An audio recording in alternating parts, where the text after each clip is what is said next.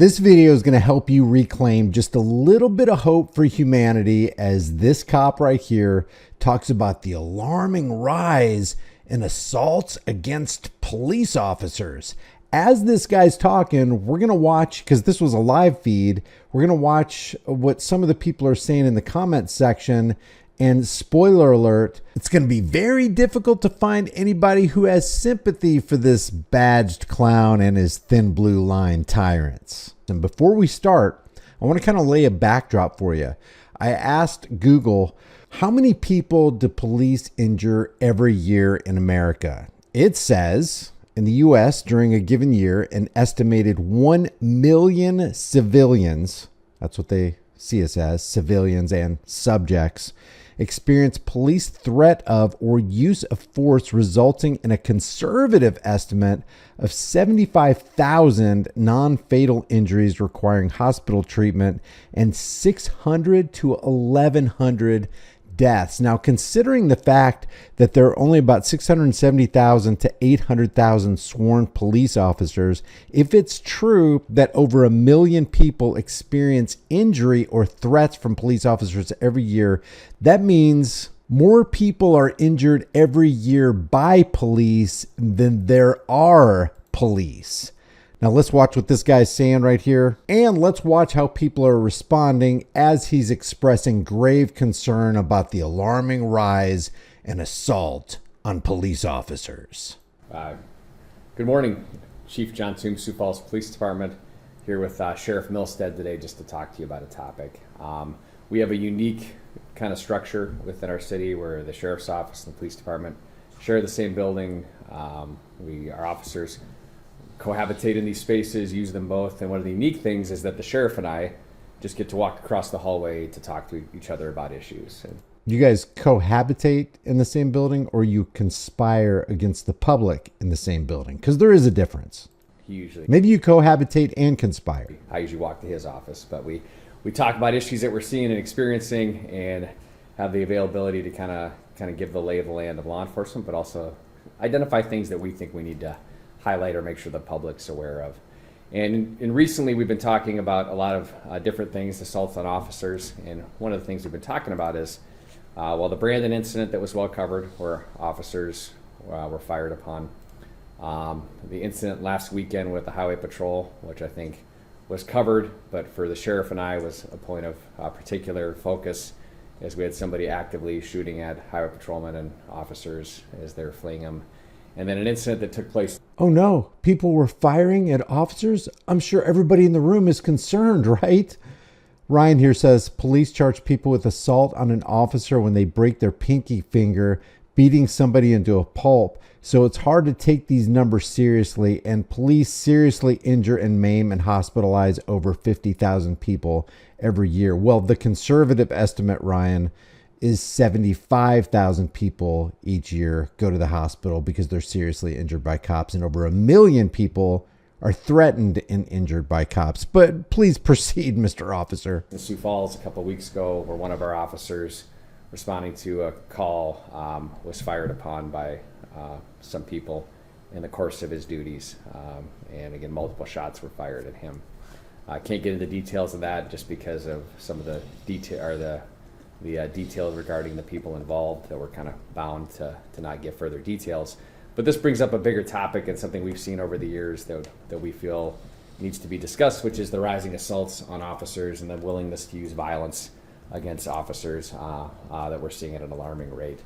I'll put together some numbers for you and kind of had to dig through different stats, but looking at 2024 for our agency, and this isn't something we've typically reported on, but we kind of did a dive into what the numbers we saw last year were. And again, 24 aggravated assaults on law enforcement officers within Sioux Falls Police Department, 118 simple assaults, and 92 different officers assaulted during the course of their duties within 2024. And we'll probably start to drill this down. We have to kind of separate some of the stats because of how these statutes work, but we did some work over the past couple of days to kind of get into those numbers. And then I like what Leanne says. You know what else is an alarming trend? Excessive violence by officers against the people, a lot of them innocent, and the cops are not held accountable. If you look at that, but then take it to a national level, I think, This is part of a bigger conversation or a bigger narrative where we see assaults continually on the rise. The last numbers we have for 2023 showed over 79,000 assaults on law enforcement within our country. I'd like to see the graph side by side of increasing assaults by police officers on the public and the graph that also shows assaults on police officers by the public. So you got the let's say the red line graph is police officers assaulting the public, and the green line graph is the public assaulting police officers. Gabriel says here, what about law enforcement violating we the people, the constitutional rights, and killing innocent people and unlawfully arresting innocent people and not give a Shiite about their oath to the Constitution? Law enforcement is just the worst gang member in the USA. And I like what Ryan says up here. Isn't being police officer like the 20th on the list of dangerous jobs? Taxi drivers and pizza delivery and garbage collectors and everybody in construction and fishing have way more dangerous jobs. If the police didn't initiate so much violence, they'd probably be much safer than they already are. And you match that up with what we're seeing, and it's an alarming trend that as heads of public safety offices, we really want to make sure that the public's aware of. Just the dangers that our officers are experiencing, but also the willingness to use violence against them. It's not just an alarming trend, it's an expected trend. Now notice we haven't even seen one positive comment toward the Sioux Falls Police Department here. The government's enforcers have been assaulting freedom lovers since their creation. And I think let Sheriff Milstead too talk about, Chief Deputy Gromer gave some of these numbers during our bigger public safety press brief. But I don't think people in the midst of all that news really could sift through. So he's going to cover some of that from a county standpoint. Oh, here's the sheriff. Good morning, Mike Milstead. Bet you anything, this sheriff signed Sheriff Jim Skinner's request to Dan Red Flag Law, Eye Patch McCain Crenshaw to please stave off H.R. 1525. We need to keep civil asset forfeiture because it's our powerful tool against the Mexican drug cartels. Yeah, that same civil asset forfeiture that they launch against Americans every single day. Sheriff from Minnehaha County. As the chief said, we interact a lot, talking about what's going on, what the atmosphere is in our community. I think the chief and I will agree that this is still one of the safest places in America to live and raise your family. Well, it would be safer if the cops weren't committing crimes against the rest of us. Adam here says, as more police commit crimes against people on a daily basis and say that they were just doing their jobs like the Nazi soldiers did, why would you not think it's the right to defend yourself from the government? But we certainly have concerns about the increasing assaults on our law enforcement officers. Why don't you have concerns about the increasing assaults on the public by your officers? And why don't you hold them accountable? Why don't you terminate them? Why don't you liquidate their pensions? And why don't you throw them in jail when they commit violent acts against the rest of us? And our correctional officers. As you recall, I operate the Minnehaha County Jail across the street as well, and the county operates the Juvenile Detention Center. This gives you an idea. We came to you a year ago and talked about the increase on assaults on our staff, in particular within the jail, within our patrol operations, but also within the Juvenile Detention Center. After the juvenile justice reform, what happened is the JDC has become a place where they house the most dangerous juveniles that need to be held in custody. We're just seeing an increase in the assaults that occur in both of those facilities. Look at this. Look at these bars right here, dwarfing the previous bars. Gary says, the more you do what the PDF files in power tell you to do, the more you deserve it. Oh, you no longer have the monopoly on violence. Poor you, says David. Last year when we hit 70, we were hoping that was just a spike, but we're right there again from 2023 to 2024, so we're not seeing a reduction. Gee. I think it's a good reminder that the men and women in uniform, your police officers, highway patrol, correctional staff, state prison workers, revenue generators, road pirates, they're exposed to more danger now than they have been in the past. I said back when these numbers started to spike that I hadn't been this concerned about the safety of the men and women in uniform as I was a year ago. To which Kyle responds, maybe cops shouldn't unlawfully arrest people, or when they do, be held accountable. Dubwub says, you're a violent state actor, but poor you, right? Officer safety is cowardice, Sheriff. And I think my blood pressure remains about the same. We are seeing more and more youth that are carrying guns, stolen guns, driving stolen cars. And so that raises concern as well. I'm going to echo, I don't want to sound like a broken record, but I'll echo what we've heard Mayor Tennaken and Chief Toom talk about with the number of firearms being stolen out of unlocked cars. So just a reminder to all of you who enjoy our Second Amendment freedoms in our state to be as responsible as you can with your firearm, in particular if it's in your motor vehicle. And why don't, I think firearm safety starts with the law enforcers. Justin says, tell this to the 1,000+ Americans y'all murdered last year. Like, you don't see any cop getting up there going, you know what? We are extremely concerned about the exponential increase in violence against the public by our law enforcement officials.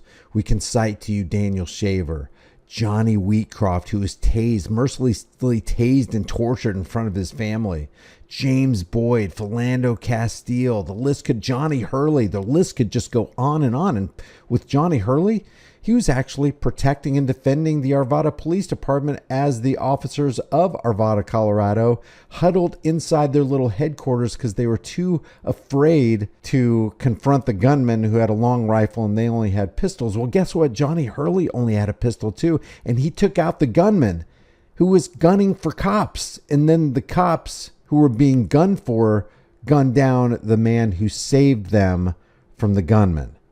Rest in peace, Johnny Hurley. Maybe that's why people are so sick of you guys. Maybe that's why the assaults are increasing against you, because you've made it perfectly clear that you don't care about us. Angela says, so you guys are finally starting to get what you give? You reap what you sow. It's the law of nature. You can't get around it for long. It's like gravity. It doesn't matter how much man-made legislation that psychopaths scribble down into pieces of paper. You can't change natural laws by scribbling nonsense and voting on it. You planted seeds of violence, you're bound to reap a harvest. And let me tell you, I have not skipped one comment in this session yet.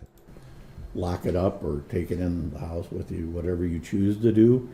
But we encourage you, because as we look at videos of car hoppings and people busting windows out of cars and rifles. Oh, you mean like cops do? Listen to this, busting windows out of people's cars and what? Rifling through them, looking for anything that they can get their hands on. Rifling through them, busting car windows. Let's just play that back again. Listen to this. Who does this sound like? As we look at videos of car hoppings and people busting windows out of cars and rifling through them, looking for anything that they can get their hands on. Busting windows out of cars, rifling through them. How about, does that include pulling people out of their cars who have done nothing wrong, who've committed no crime, and then rifling through their cars and seeing what they can get them on? Does that sound familiar, Sheriff? Who do you think does that? What do you think a person who does that actually deserves? Could this be the reason, or one of the reasons, for this exponential increase and assault on police officers? And maybe we should call it a different word. Maybe it's not assault. Maybe it's self-defense, Sheriff. The first thing they're looking for are firearms. We have multiple people that have been brought into custody over the last year that are juveniles that were armed in the commission of their crimes. For the moms and dads out there, if you have a sense that your kid could be running with the wrong crowd. Speaking of running with the wrong crowd, that you mean including running with gangs like the Crips or the Bloods or the Thin Blue Line gang, Sheriff? Steve says, nobody feels bad for you tyrants. Paul says the Crown's enforcers were likely whining about the same thing at one point. John Chase says, you want respect from we the people? Stop stealing from and killing us. It's not unlikely that members of that crowd will be armed. We're seeing it more and more often, and almost all of the firearms involved in incidents involving juveniles are stolen, oftentimes stolen out of cars. So with that, again, I just have concern about our officers. You mean your psychopathic officers? Lawrence says, do cops become psychopaths or do psychopaths become cops? I think we all know the answer to that. Every single assault on an officer is really an assault on a citizen. I have never seen it any other way. Oh, so this maybe John Chase is being positive for the cops there. There's one potentially positive comment. Jesse says, are these proven assaults or just trumped up charges that are thrown out to get poor people to plea to other charges? I ask you to support our officers in their daily duties. They're encountering firearms and firearm assaults on officers much more than they used to, much more than when I started this job.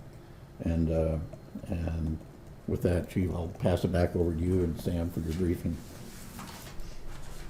Yeah, and I think it's just something, again, we have these conversations, the sheriff and I are constantly talking about different issues. And how about issues like false arrests? Micah says 81 false arrests by costume clowns just doing the job of the Hegelian dialectic, which is problem, reaction, solution. The cops create the problem, look for the fear-based reaction in the public, and then step in to provide the pre-planned solution, which they had waiting in the wings the entire time. And that solution is, oh, you need more law enforcement officers. Jason Bassler says, police earn the hate every day. Ask why. Mary says, thank you for all you do. You are appreciated by the majority. Look at, what is this right here?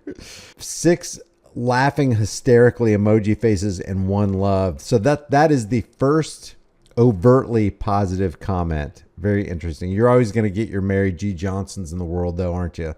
we feel it's important enough that we kind of bring this to the public's attention. I think it's not only officers who are experiencing issues right now. I think you can look at some of the issues we're seeing in school with behavior and some of the things that teachers have to deal with as well. Just generally, what we've seen in the past couple of years are alarming trends with just the willingness to use violence and just the willingness to kind of, especially directed towards authority.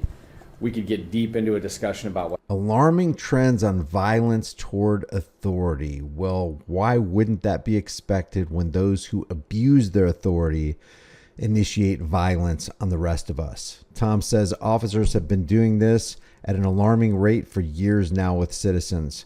We're tortured souls by violent harassment, violence prevention. Surprised it's not higher. They earn the hate every day. And if you go down comment after comment against what these cops are saying, poor you, we don't feel sorry for you. You guys are just freaking liars. You're deceivers. You are the problem in our community as you claim to protect and serve the rest of us that you assault on a daily basis. Leave your thoughts about this. I'll leave the entire link so you can watch the whole thing for yourself uninterrupted. But leave your thoughts about this. Do you get a little bit of hope for humanity when you see that more people are waking up to the fact that, hey, maybe it's not such a good idea to support and back the Thin Blue Line gang of costumed badge tyrants? I will see you in the next video.